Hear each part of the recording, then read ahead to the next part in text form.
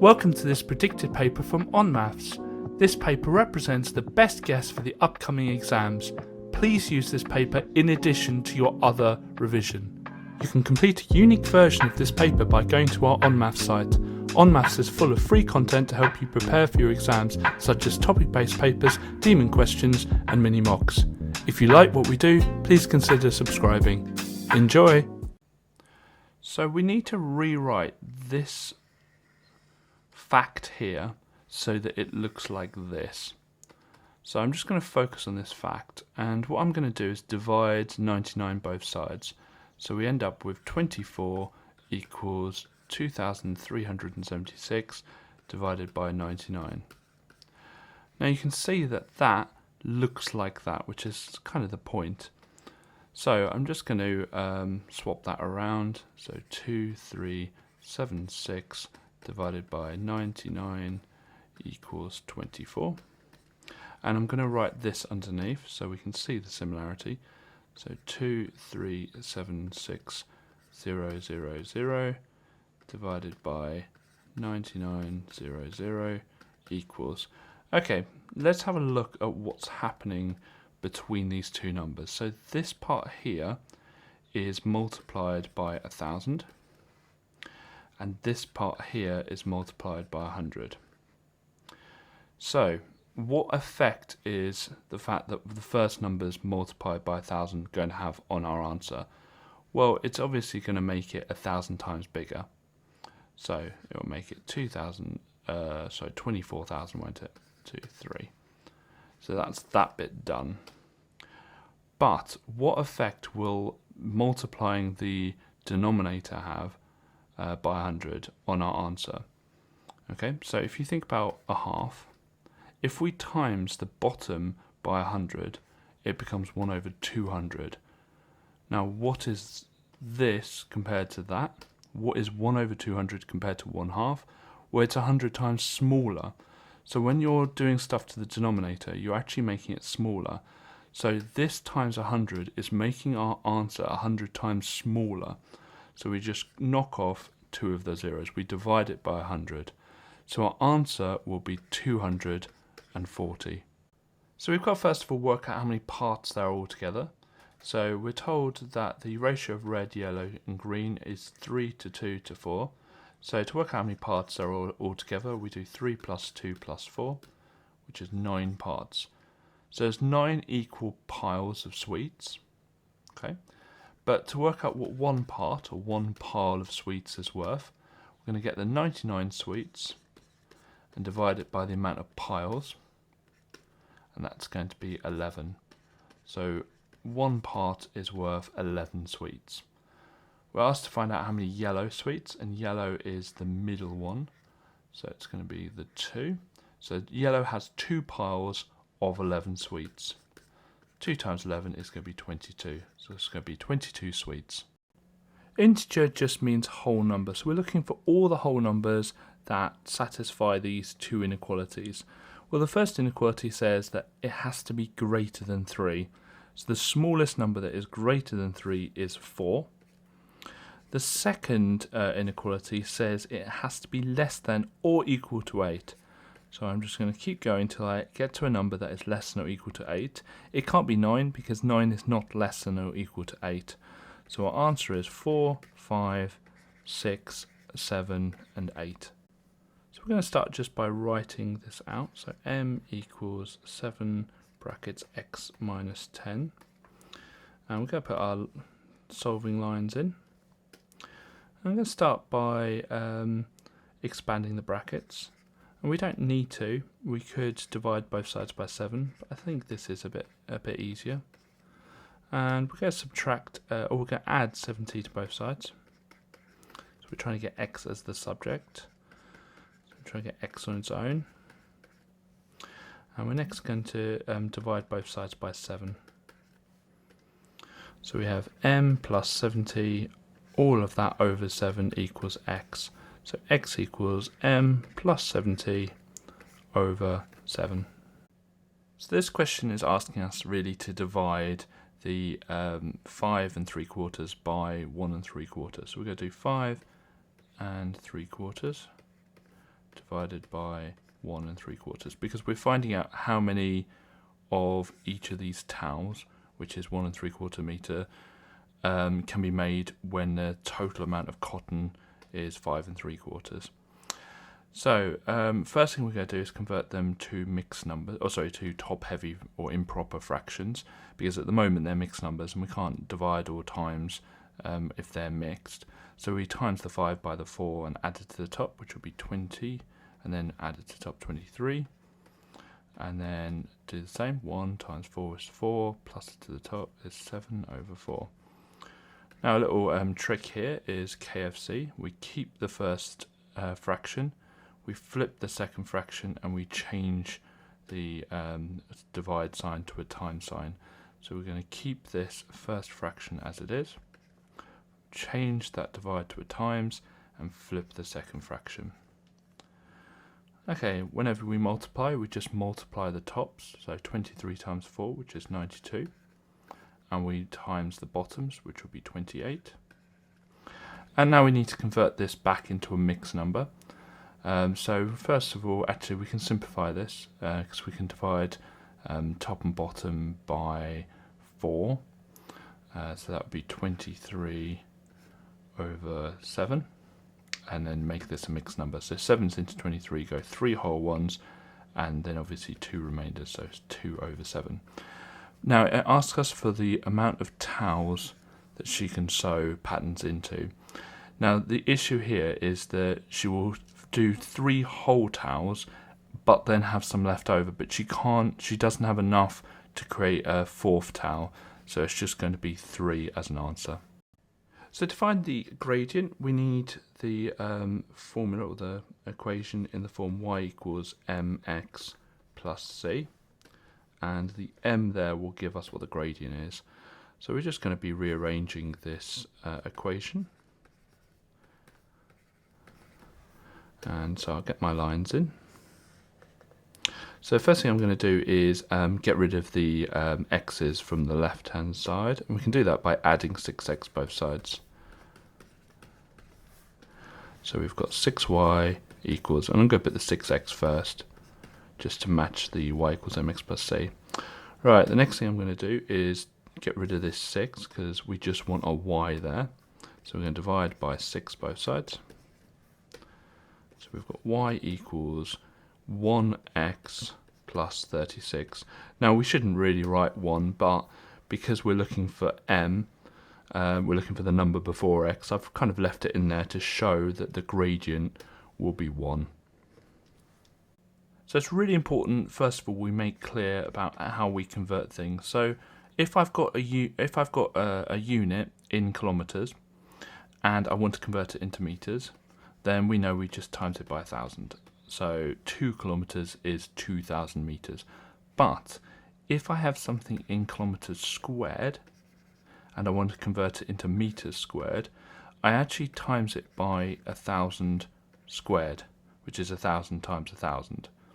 Okay, so I'm actually timesing it by not 1,000, but 1,000 squared. So that's another 3 zeros. You can see here that that's a million. So we times it by 1,000,000. So 13 kilometers squared is going to be the 13, and then it's going to be times by 1,000,000. So 1, 2, 3, 1, 2, 3. So it's going to be 13 million. Now, it says here the farmer must pay 1 pence tax for every metre squared. So this is going to be 13 million metres squared. And so that's going to cost him or her 13 million pence. But the answer is going to be in pounds. So we just need to get rid of 2 of the zeros at the end. So it's going to be 13, 1, 2, 3, 4. So it's going to be £130,000. So we know that 171 is 3 times 3 times 19. And what we do is we just compare 171 with 342. And we know that 171 times 2 is 342. So therefore 342 will have the same prime factors as 171, which is 3 times 3 times 19. But it will also have a times 2 in there. So the answer will be 2 times 3 times 3 times 19. First thing I'm going to do is just draw the square out, and we know the length of it is 10x plus 10, but it is a square, so that's the same all the way around it. But we're also told that the perimeter is 440, so the perimeter is 440. So what we can do is we can work out the perimeter in algebra by multiplying 10x plus 10 by 4, or just adding up the 4 lengths that we've got. So we're going to do 4 times 10x plus 10. But we also know that that is going to be 440 because we're told in the question that the perimeter is 440. So put our lines in because we're going to solve, and we're just going to start by expanding the brackets. So that'll be 40x plus 40 equals 440. Then we're going to get rid of the plus 40 first, so take away 40 both sides. And so that would be 40x equals 400. And then we get rid of the 40 before the x, so we divide both sides by 40. And we've got x equals 10. So our answer is 10. There's a very specific way to draw a perpendicular from a line. What you do is you get a pair of compasses and measure roughly 3/4 of the way between A and B, and draw an arc from point A, and we're going to draw an arc from point B. And you can see that the two arcs intersect here and here. So what we're going to do is just draw a straight line that join up where they intersect.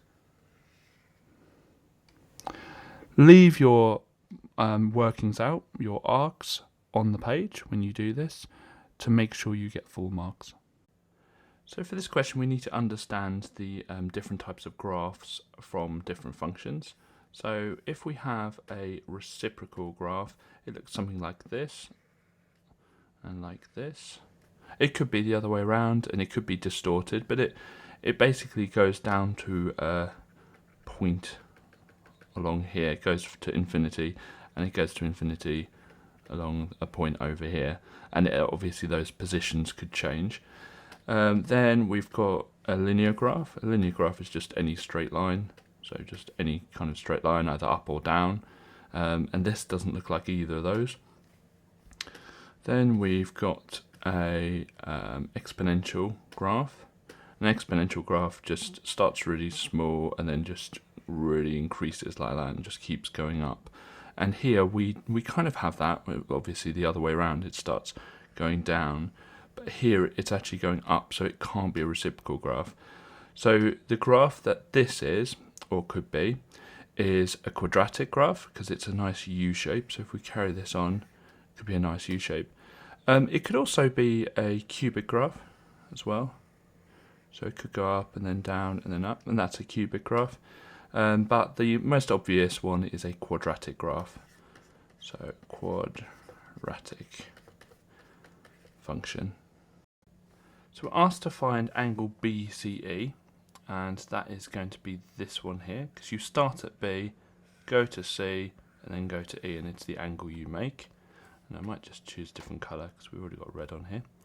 So we're looking for this angle here. Now, my advice for these kind of questions is always just try and work your way around the shape with angles you know. So, for instance, I'm going to start with this angle here, and we're going to call this angle ADC. And we know that that must be 79 degrees, and always write down the reason, and we know it is because that is an isosceles triangle. So if you look, we've got an isosceles here, this one, and this one. And the bottom two angles, and I use the word bottom because I always imagine an isosceles as being this way up. The bottom two angles in an isosceles are always equal, so that must be 79. Now we've got two of the three angles in the triangle, and the last one is going to be angle DCA. And to work out what this angle is, we're going to take it away from 180. So we're going to do 180, take away the 279s we've just worked out. And the reason for that is angles in a triangle equal 180 degrees. Okay, so when we do that, we do 180, take away the 158, and we're left with 22 degrees. So we know that this is going to be 22 degrees. And now we can actually work out angle BCE, because it's going to equal angle DCA. And the reason for that is they are vertically opposite angles. So that's just going to equal 22 degrees. Now, it is really common for these types of questions for you to get maybe 1 or even 2 marks for the answer, but 1 or 2 marks normally for the reasons and for the explanations. In fact, I've seen quite a few exam questions where you get 2 marks for the reasons and only 1 mark for the answer. So for this question, what we need to do is factorise 4t plus 6. Now, factorise means put it into brackets. So if I try, what I can do is I can actually put a 1 on the outside here. So 1 times 4t plus 6 is 4t plus 6, but the question clearly states that it is higher than 1. So we need to find another number that's higher than 1 to factorise this with. So if we look at 4t and 6, well, they're both in the 2 times table. So I can put a 2 on the outside here. 2 times 2t is 4t, and 2 times 3 is 6. So what we can do is we can just check that out with smiles and rainbows. Put all my times down there to remind me to times it. So 2 times 2t is 4t, 2 times 3 is 6. So that works because that is the same as this in the question. So we know that 2 times 2t plus 3 works. In fact, it's the only one that works with it being an integer. So we therefore know that the known side, because it says it's a known number, is 2, and the other side will be 2t plus 3. And then when you multiply them together, you get the area of 4t plus 6. So our answer, because it says the length is the known number, so that's the length, then we're finding the width, which is this one here. So it's 2t plus 3. To prove triangle congruence, you're going to have one of 4 answers. You're either going to have RHS, SSS, angle, angle, side, or angle, side, angle, and the last one, side, angle, side. So those are our options. So we've got to figure out what we have in this question. Well, we have a right angle, so an angle or right angle. We've got a side, which is actually the hypotenuse, because we know the hypotenuse is opposite the right angle. And then we just have another side. Now, it's not going to be SSS because we don't have 3 sides.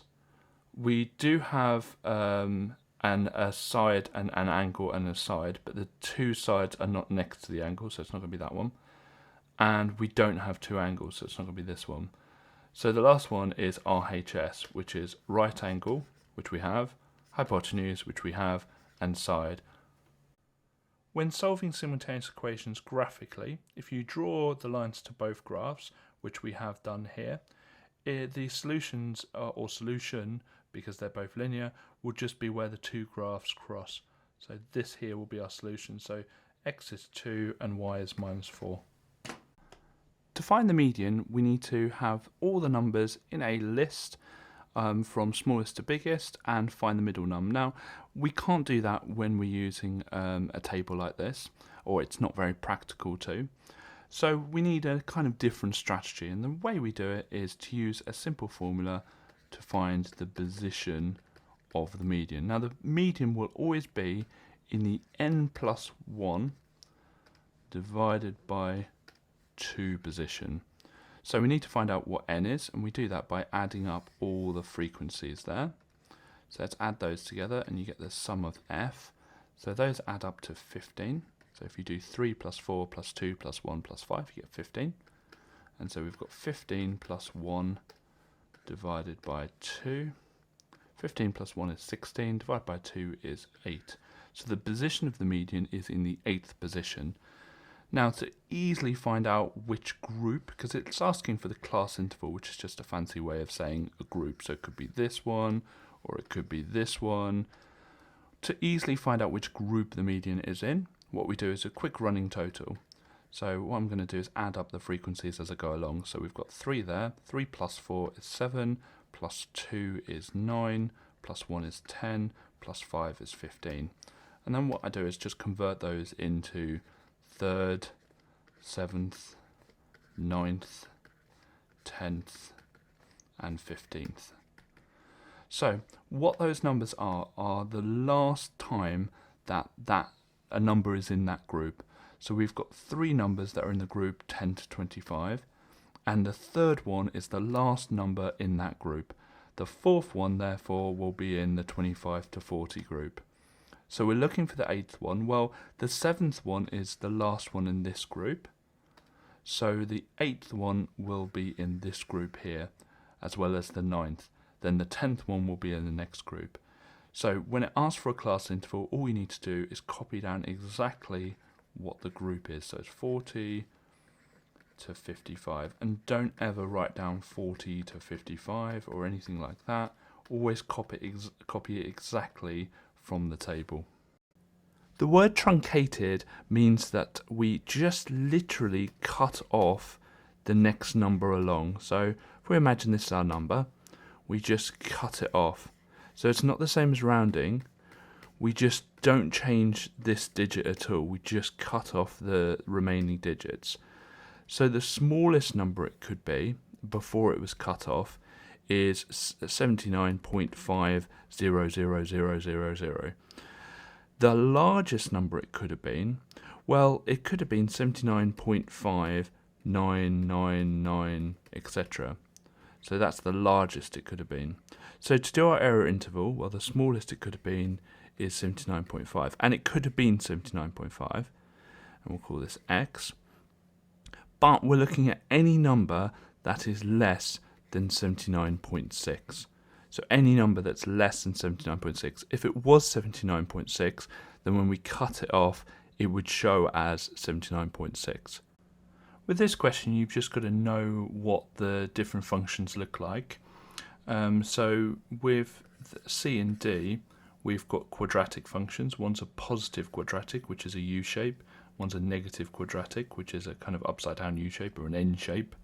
And here we don't have that, so we can get rid of those in our thoughts straight away.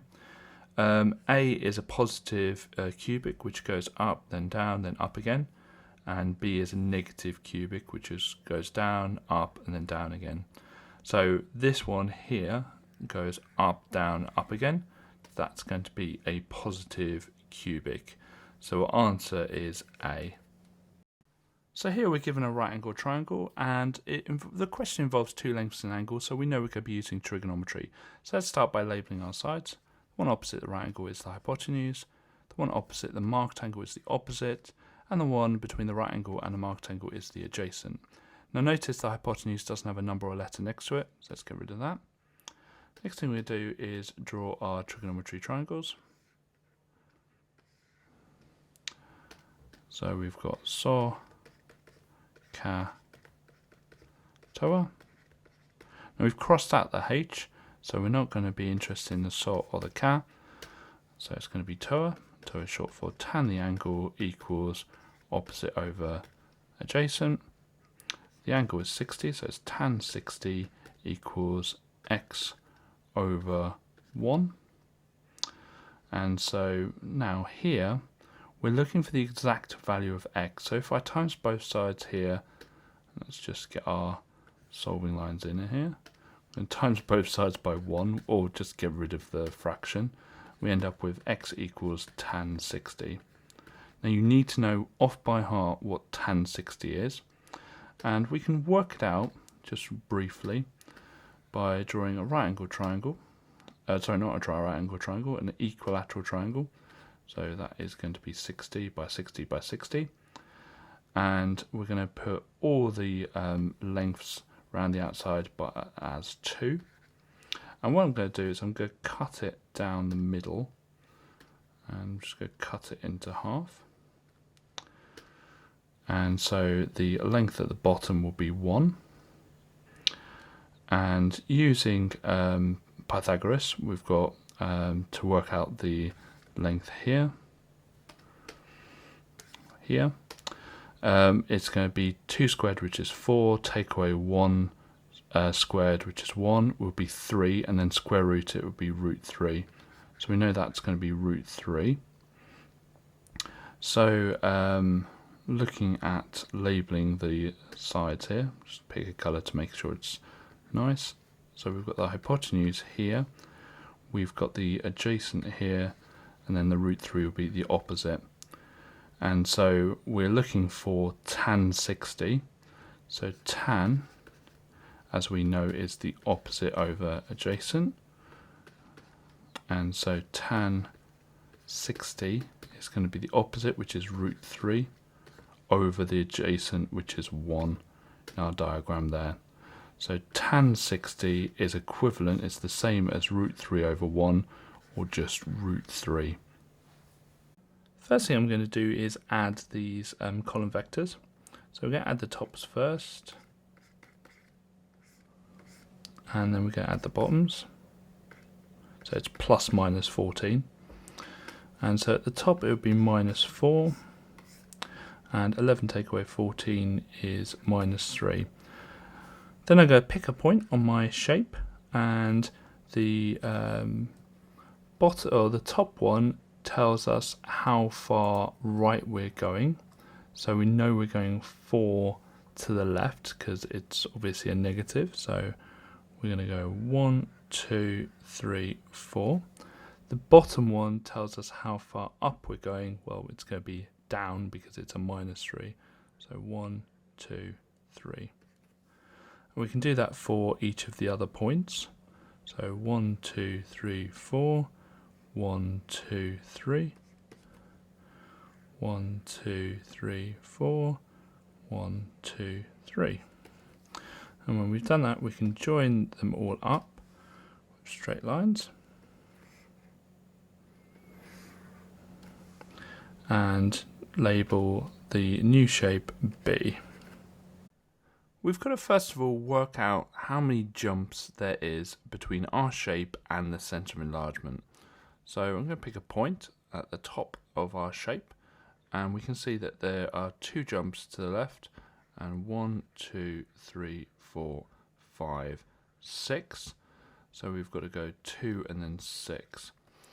And the reason we do this is we're looking at a scale factor of -2, which means we're going to go through the centre of enlargement. And what that means is we're going to do 2 left and 6 down another 2 times, because it's -2. So we go 1 and 2, 1, 2, 3, 4, 5, 6. And that would be a scale factor of -1 if I plotted that point. We're at -2, so we're going to go another 2, 1, 2, and another 6. 1, 2, 3, 4, 5, 6. So our new coordinate is down there. And we can go ahead and do this for the other 3 coordinates. I'm going to do it for the bottom left point. So we go 1, 2, 1, 2, 1, 2, 1, 2, 1, 2, 1, 2. So the coordinate's going to be there.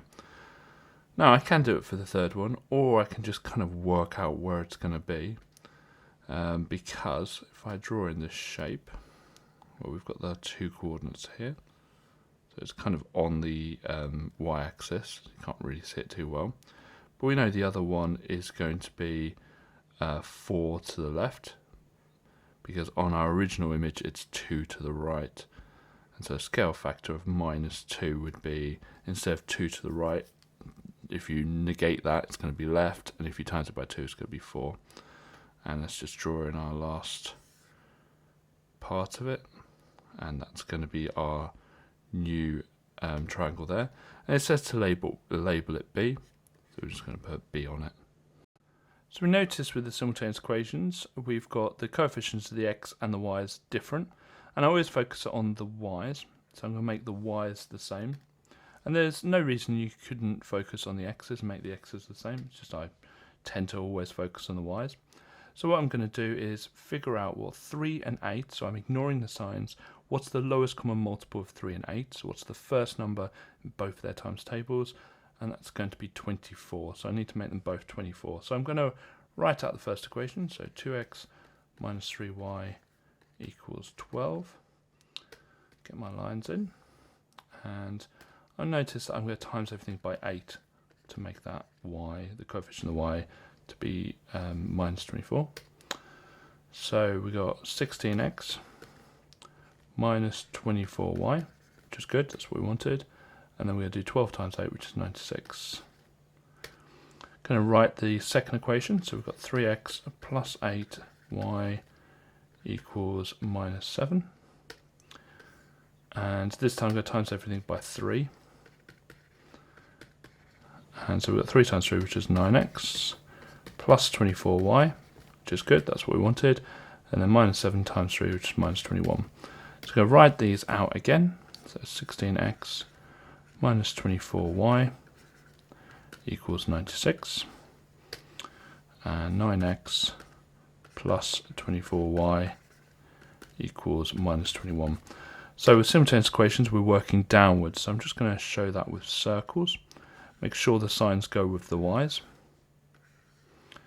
And we're either going to add or subtract to these. I'm just going to make that more clear. That's 96. And to know whether we're going to add or subtract, we look at the one we've made the same. So with the y's, we've made the same. And we look at the signs. If the signs are the same, we're going to subtract. If they're different, we're going to add. So S in the same is S in subtract. The D in the different is the D in add. Well, looking at them, they are different because the first one's a negative 24, the second one's a positive 24. So we are going to be adding. But we're not just going to add those, we're going to add all of them going downwards. So we're going to do our kind of sum line, and we're going to add going downwards. So 16x plus 9x is 25x.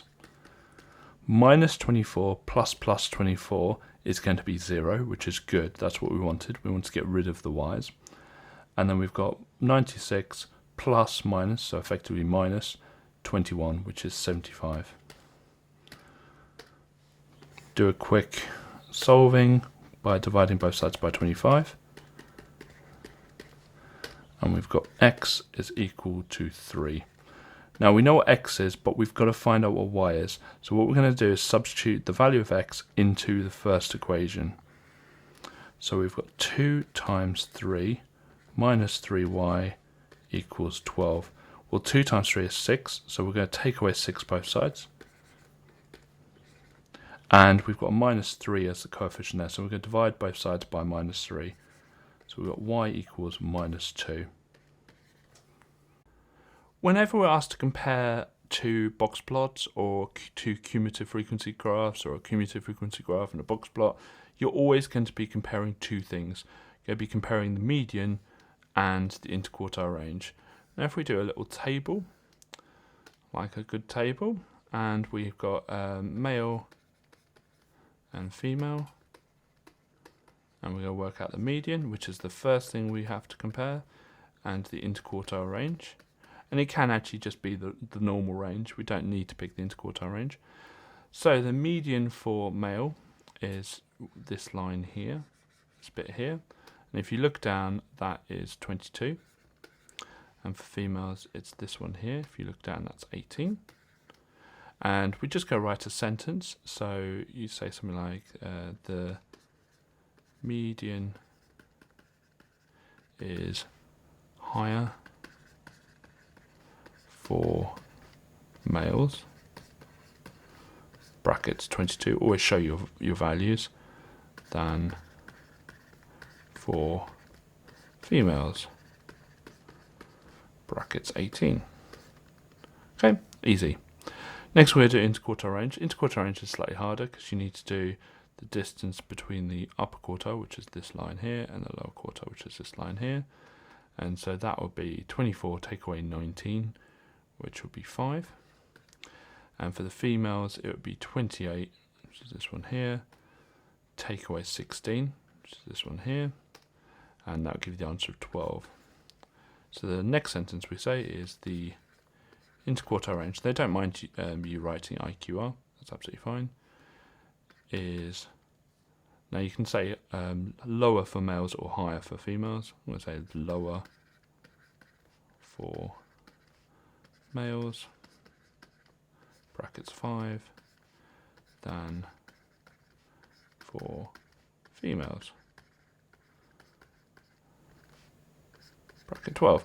Now, the median is basically on average the males are higher. Okay, so it's just an average, says on average they're higher. The interquartile range is an interesting one. Anything to do with range is about consistency. So it's actually quite good in many instances to have a lower interquartile range because it just shows you're more consistent. So you say the sentence could be that the males are more consistent because the interquartile range is lower. Generally speaking, the higher the median, the better. The lower the interquartile range is, the better. Apart from if you're talking about things that like the time it took you for a race, you kind of want the median to be lower. Still, you want the interquartile range to be lower because you want to be consistent. We're going to first of all get x equal to the 0.151151 blah blah blah. And what we need to do is we need to pull all of the recurring numbers in front of the decimal point, or at least one instance of them. So I need to times it by 1,000. So we're going to do that. Times it by 1,000, and we'll get 151.151.151 blah blah blah. What we're going to do now is we're going to subtract going downwards.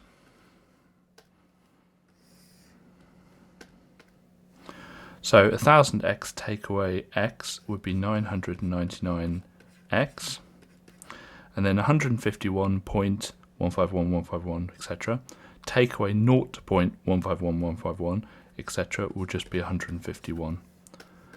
Get our solving lines in, because the next thing we're going to do is divide both sides by 999. And so we end up with x equals 151 divided by 999, or over 999. And that's our answer. To find the distance or displacement on a velocity time graph, we're actually going to find the area underneath the graph. And to do that, we're going to split the graph into two. And we've got the trapezium on the left-hand side, and we've got this rectangle on the right-hand side.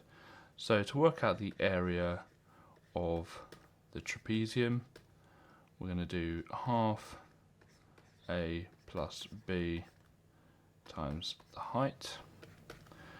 And the two parallel sides are on the left and the right. So it's going to be half times this part here, which is 40, plus this point here, which is 160. And then the height is actually the width. So the height is this bit here, so it's going to be times 2. Those will cancel out, the half and the times 2, so that would be 200. And similarly, to work out the area of B, it's just length, width times length.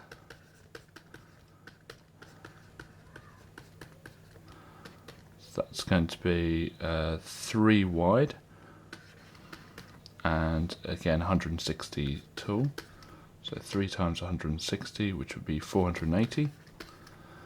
And so we need to work out the total area. And we do that just by adding the two together. So 200 plus 480, which will be 680.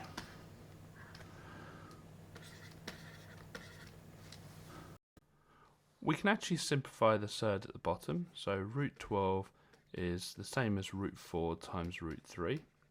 And the reason I've picked root 4 is because it's a square number. So root 4 is 2, root 3. So we can rewrite that as 14 over 2 root 3. We can divide them on by 2. So that'll leave a 1 there. So it'd be 1 root 3, or just root 3, and 7 there. And when we Rationalise the denominator, we times the top and bottom by the square root at the bottom, which would be root 3.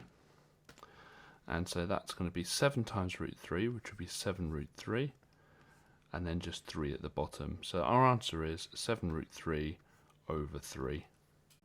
So we're going to first of all factorise the quadratic, and we'll end up with 2 brackets equals 0. And to do that, what we want to do is multiply the coefficient of the x squared and the number and so on together. So we're going to do 12 times the 6, which is 72. So we need 2 numbers that times together to make that 72. And we're also going to look at the coefficient of the x, minus 17. So we need 2 numbers that add together to make that minus 17. They need to be the same 2 numbers. So what we can do is we can write out the factors of 72 and try and find them. We can kind of use our head. So that's going to be minus 8 and minus 9. I knew they both need to be negative because they add together to make a positive. Sorry, they add together to make a negative and they multiply together to make a positive. And then just trial and error, just think it through and get minus 8 and minus 9. So we're going to rewrite the expression on the left, but instead of minus 17, we're going to write minus 9x minus 8x, or whichever way around. So we're going to do 12x squared minus 9x minus 8x. I could have done it the other way around, plus 6. We're going to factorise linearly the first 2 terms, and we're going to factorise linearly the second 2 terms. So here we can actually divide out 3x from both of them.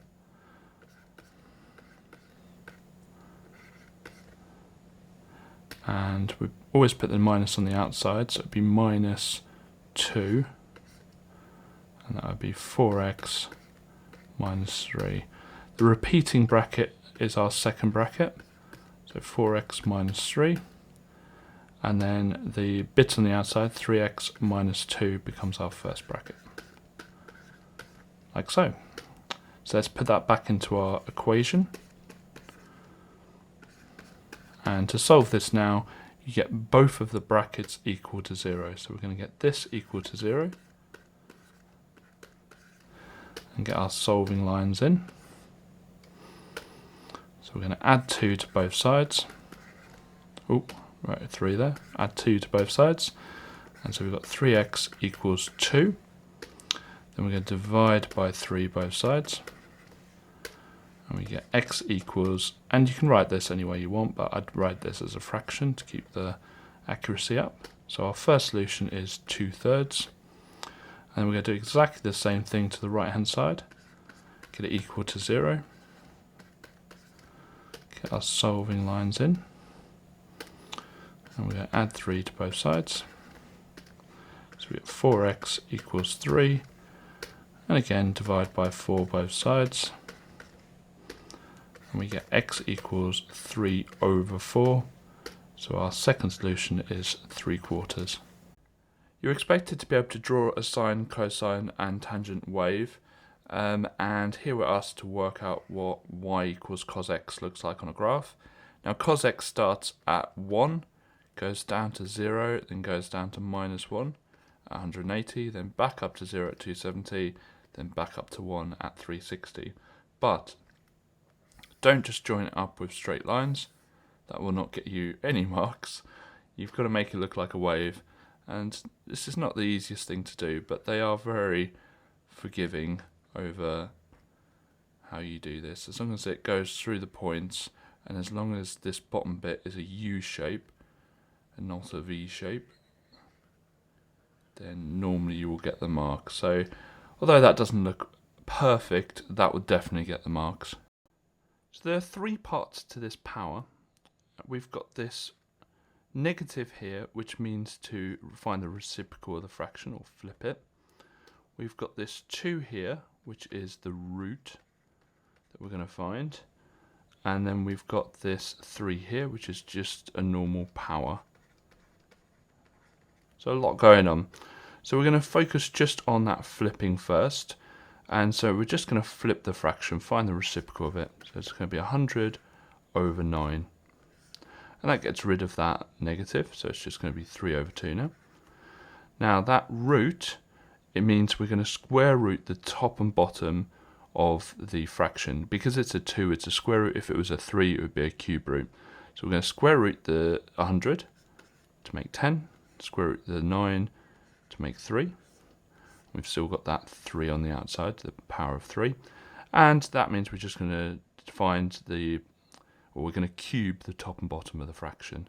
So cubing 10 gives us 1000. And cubing 3 times 3 is 9, times 3 is 27. So our answer is 1000 over 27. So the way functions work is that they actually queue up, and the function nearest the brackets is the first one to go.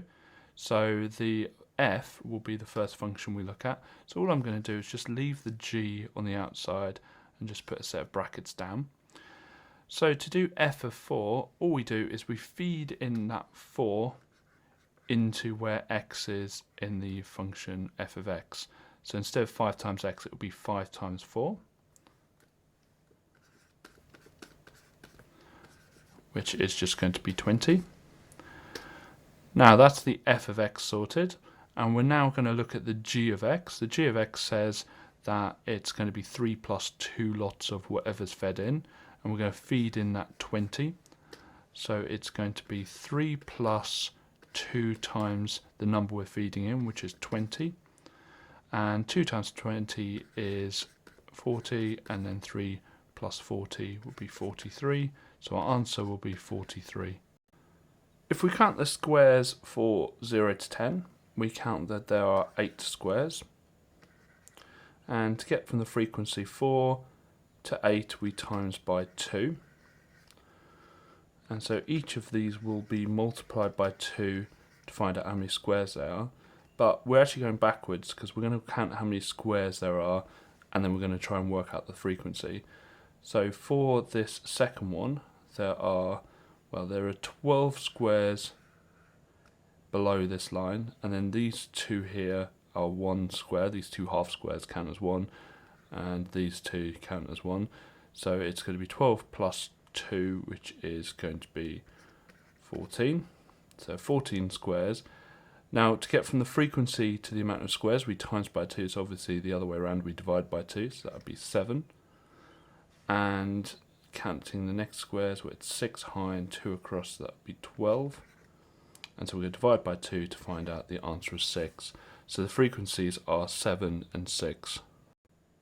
So the frequency is kind of equal to the frequency density times the class width. And I say kind of because it's actually a proportional relationship. The frequency density doesn't have to be that value. It can be twice the value or half the value. But we're going to assume it is because we can check whether it is by the value given to us in the question. So going through each of the groups, the first one is 0 to 10 and it has a frequency density of 0.2. So we're just going to do 0.2 times 10, which will be 2. The next one has a width of 20 and the frequency density goes up to 0.8. So 0.8 times 20 will be 16. And the last one is a class width of 20 and it goes up to 1.2. So we're going to say that that frequency is 24. So if you do 24 plus 16 plus 2, you actually do get to 42. So we know that that is frequency equals frequency density times class width. Okay, now it says to estimate the amount of rocks that were greater than 15 kilograms. So we're going to draw a line up from 15 kilograms. And we're looking for all the values that were to the right of that line. So we know that there are 24 definitely, okay, because all of that bar is to the right of that line. And we've just got to work out what proportion of this bar is to the right of that line. Well, it's 4 squares wide and we're looking at 3 of the squares. So it's going to be 3/4 of 16. So the amount we're looking for, so rocks, is going to be 3/4 of the 16 plus the 24. So the 3/4 of the 16 will be 12 plus the 24, which will be 36. I'm going to start by getting x equal to the 0.847 recurring. And I'm just going to show that with 3 dots. And we want to bring forward everything that's not part of the recurring pattern. So what I'm going to do is I'm going to find out what 10x is. And that's going to be 8.4747. So what I've done is I've just got the recurring pattern after the decimal point. And what I want to do now is bring forward one of the occurrences of the recurring pattern, so the 4 and the 7, just one of them. So we're going to times it by 1,000. We'll find out 1,000x, and so it would be 847.4747, etc., etc. Next, I'm going to take away everything. So 1000x take away 10x, and that's going to be 990x,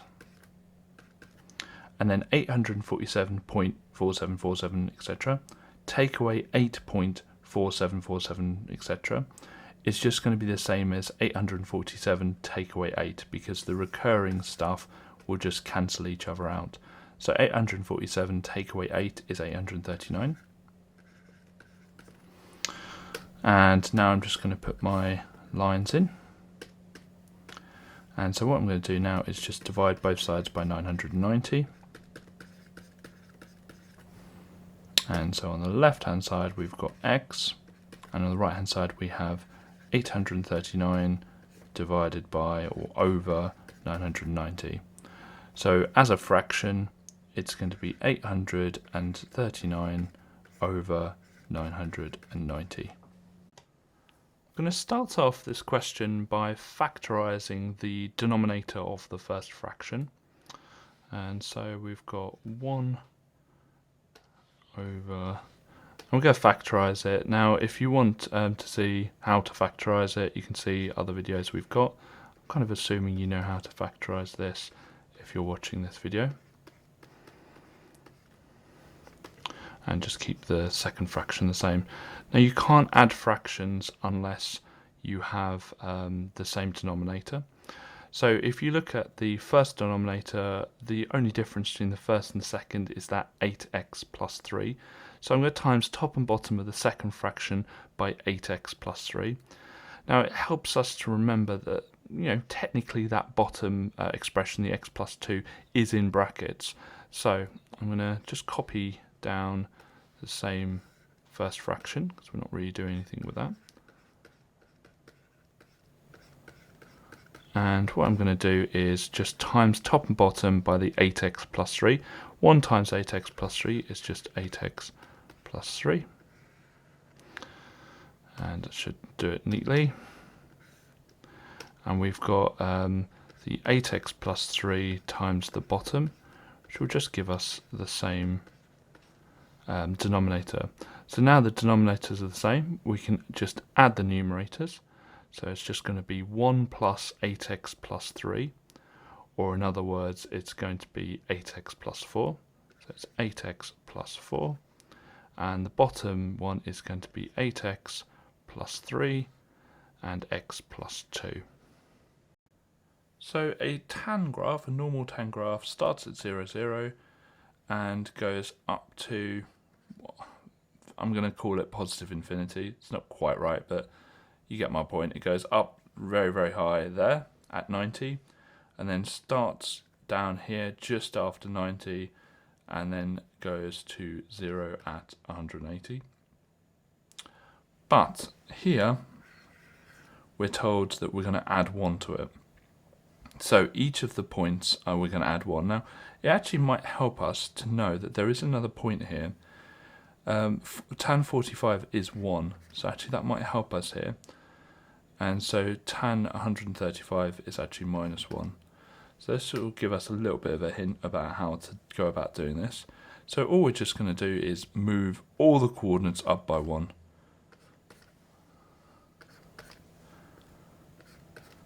And then we try and draw that out. Now this first bit's going to be fine, because it's just a curve going upwards. This is going to be slightly more difficult because we're kind of guessing somewhere around there, and it's going to go back to 180 there. So we're going to need to complete the square to be able to answer this question, but the first thing I need to focus on is this 2, the coefficient of the x squared. I want to make sure that x squared doesn't have a coefficient, or has a coefficient of 1. So we're going to start off by just removing or dividing out that 2, and we're going to do it from the x squared and the x term. So we're going to be left with the x squared plus, and that's 14x. And we just leave this plus 5 at the end. That plus 5 really only ever comes into use at the end. Now we're going to complete the square here. So that will give us brackets x plus half of the x coefficient, which is 7 squared. And I'm just going to expand that quickly here. So x plus 7 squared is the same as x plus 7, x plus 7. And when we expand that, we get x squared plus 14x, which is good. And then we get plus 49. Now this bit here is the bit we need to remove. So what I'm going to do here is just take away that 49, because we don't really want that 49. Close bracket, plus 5. Okay, now I'm going to expand these brackets and have the 2 next to the x plus 7 squared. And 2 times minus 49, which will be minus 98, plus 5. And then all we need to do now is add the minus 98 and the plus 5 together, which should be minus 93. The m part will be the 2, the p part will be the 7, and the q part will be the minus 93. So I'm going to, first of all, just draw out the diagram a bit bigger, just so we've got a bit more space. And we're looking at going from B to M, and M is about here. Now the first thing to notice with M, and I'm just going to quickly label the other parts on, is that the ratio of A to M is 1 and M to C is 4. So the ratio is 1 to 4 between the two. And what is really helpful sometimes is just to label in the kind of section. So if A to M is one section, we've got 4 of the sections from M to C. So just put little notches there to show the 4 sections. And we can see straight away that A to M is 1/5 of that distance. And that's why it's a nice, easy way to show that A to M is 1/5 of that distance. And let's just put a nicer 5, there we go. And so we're looking at going from B to M, but we can't go directly from B to M. We've got to go from B to A to M, and that's going to be the direction of travel. Now, we don't know the name of the road between A and M. In fact, we don't know the name of the road between A and C. We've got to first of all work out what that's called. So what we're going to do is we're going to go from A to C by going down here and then up here. So we can find out A to C is going to be going backwards down A, then up B. Now A to M is going to be 1/5 of A to C. Now, if A to C is minus A plus B, that means A to M is going to be minus 1/5 A plus 1/5 B. Now we're asked for the vector B to M. And we know that that's going to be B to A plus A to M.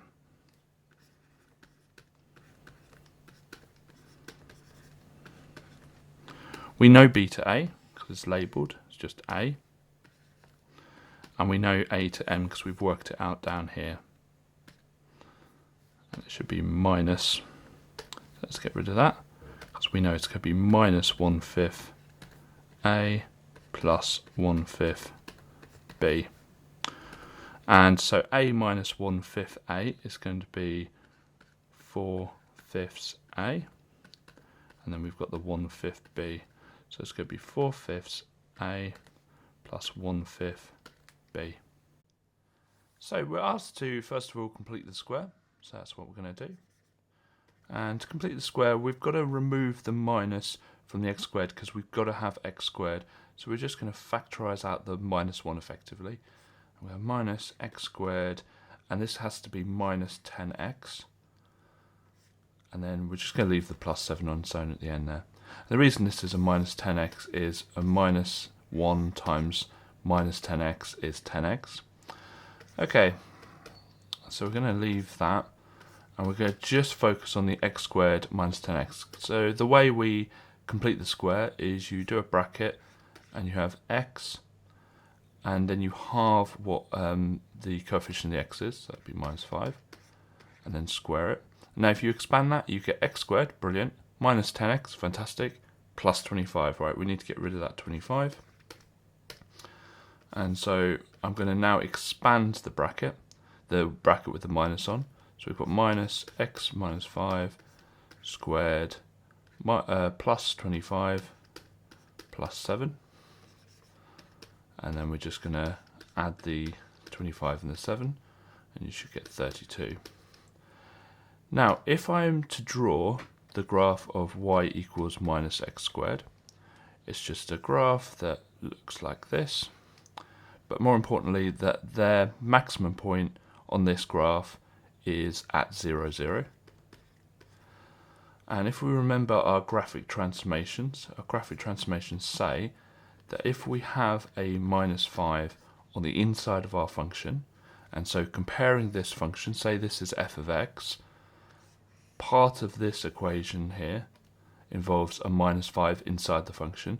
That minus 5 moves the graph to the right 5. Okay, so we're going to move it to the right 5.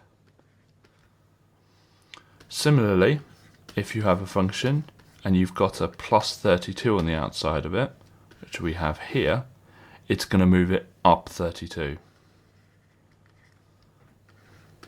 So instead of our maximum point being at 0, 0, it's moving to the right 5, so the x coordinate will be 5, and up 32, so the y coordinate will be 32.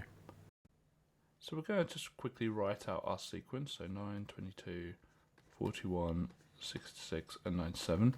And we're going to find the differences of each of them, so that's going to be plus 13, then we've got plus 19.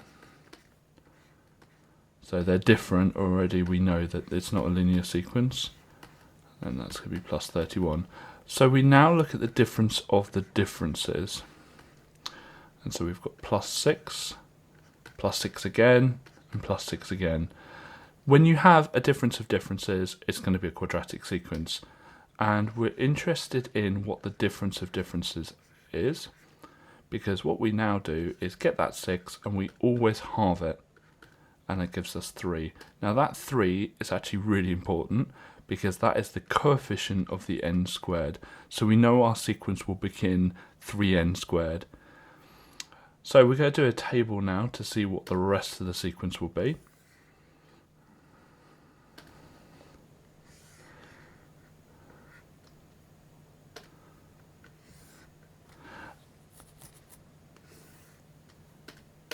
And we're going to have our term number and our sequence. So term numbers will just be first, second, third, fourth, and fifth. So 1, 2, 3, 4, 5. The sequence is just 9, 22, 41, 66, and 97. Now, we know that 3n squared is part of our sequence. So what we're doing now is just removing the 3n squared bit and see what we have left over. So we're going to do 3 times 1 squared, which will be 3, 3 times 2 squared, which will be 12, and then 3 times 3 squared, 27, 3 times 4 squared, 48, 3 times 5 squared, 75. And we're just going to remove that from our sequence. So we've got our sequence, and we're removing the 3n squared bit, because we know what that is. We've already answered that part. So 9 take away 3 is 6. 22 take away 12 is 10. So they're not the same with this. 14, 18, 22. Now what do you notice? Well, we notice that these ones here are going up in 4s. So we've got a linear sequence here. So they're going up in 4s. So we know that that will be plus 4n. And then we find the 0th term. So we go back.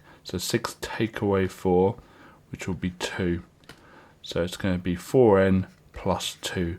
So our total quadratic sequence will be 3n squared plus 4n plus 2. So there are many ways to solve a quadratic, but in this question we're specifically told to complete the square. So I'm going to start by just copying down the question. And when we're completing the square, we're interested in the x squared and the x term. And we start by just writing down a bracket with x, and then we're going to add or subtract the coefficient of the x term, half of it anyway. So the coefficient of the x term is minus 12, so half of that is minus 6. Close the bracket and write squared. Over here we're just going to see what that gives us. So it'd be x minus 6, x minus 6, and that would be x squared minus 12x plus 36. So this creates a plus 36 we need to get rid of. So we're going to take away 36. Then we've got the minus 20 from the question, and then it's an equation, so we get it equal to 0. And then finally we've got x minus 6 squared. Add the minus 36 and the minus 20 together, and you get minus 56 equals 0. Now we solve it. So we get our lines in, and let's solve this. So I'm going to use all the same colour maybe in the equation now. So we've got minus 56, so we're going to add 56 both sides. Get the right function. So plus 56 both sides. And that will give us, that will leave the x minus 6 squared on the left hand side equals 56. I'm going to square root both sides to get rid of the squared. So x minus 6 equals, and then square root of 56, we just leave as root 56. And then we're going to add the 6 to get x equals. And that will give us x equals, and then we've got a 6. Now, when you square root 56, you can get a plus or a minus. So it'd be plus minus square root of 56. So my answer would be 6 plus minus square root of 56. To find the inverse, we're going to first of all, instead of writing f of x, I'm just going to replace it with a y. And the trick of finding the inverse is to swap over the x and the y. So we're going to swap them over. I'm just going to do it over to the right hand side over here, so we've got a bit of space.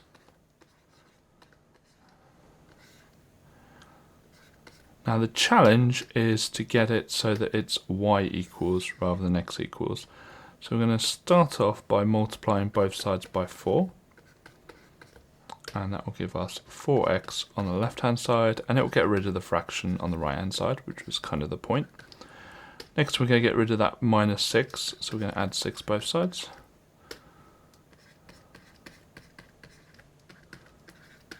And then finally we're going to get rid of that times 5 there by dividing both sides by 5. So we've got 4x plus 6 over 5 equals y. And we use y as a replacement for the inverse function of x. And so we're just going to say the inverse function of x, which is what that minus 1 means. It means inverse, equals 4x plus 6 over 5. You can complete a unique version of this paper by going to our OnMaths site. OnMaths is full of free content to help you prepare for your exams, such as topic-based papers, demon questions, and mini mocks. If you like what we do, please consider subscribing.